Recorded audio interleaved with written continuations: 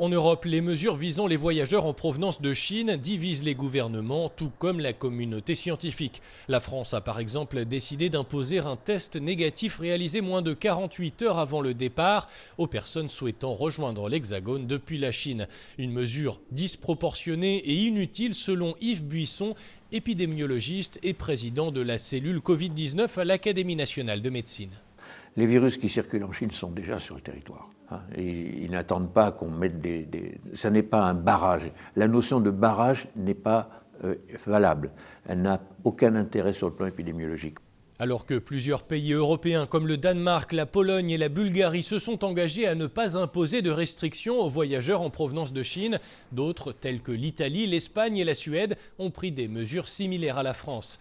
Pour l'épidémiologiste, la vaccination est l'outil le plus efficace pour lutter contre le virus.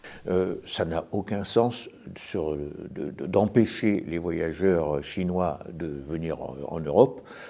Parce que ce n'est pas comme ça qu'on empêchera le virus de rentrer de toute façon. Si on s'y prend très tôt et de façon drastique, comme encore une fois, en appliquant la même méthode que l'ont fait les Chinois avec la politique zéro Covid, si l'Europe avait adopté cette politique-là vis-à-vis des voyageurs, au tout début du mois de décembre, on pouvait penser que peut-être on arriverait à freiner, sinon à empêcher l'irruption de variants.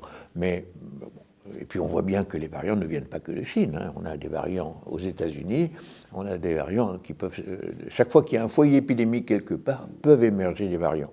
Donc je crois que l'intérêt, c'est pas d'essayer de se calfeutrer en se disant on va essayer d'empêcher le virus de rentrer chez nous. C'est une mauvaise stratégie. La bonne stratégie, c'est de monter le niveau d'immunité collective, qui est, encore je vous l'ai dit, en France, il est bon, mais il est encore très insuffisant, par une politique vaccinale suivie. Le ministère chinois des Affaires étrangères a invité en réponse l'Union européenne à écouter la voix rationnelle et prôner des mesures fondées sur des données scientifiques. Il ne doit pas y avoir de mesures discriminatoires et encore moins utiliser ces mesures à des fins de manipulation politique, a-t-il mis en garde.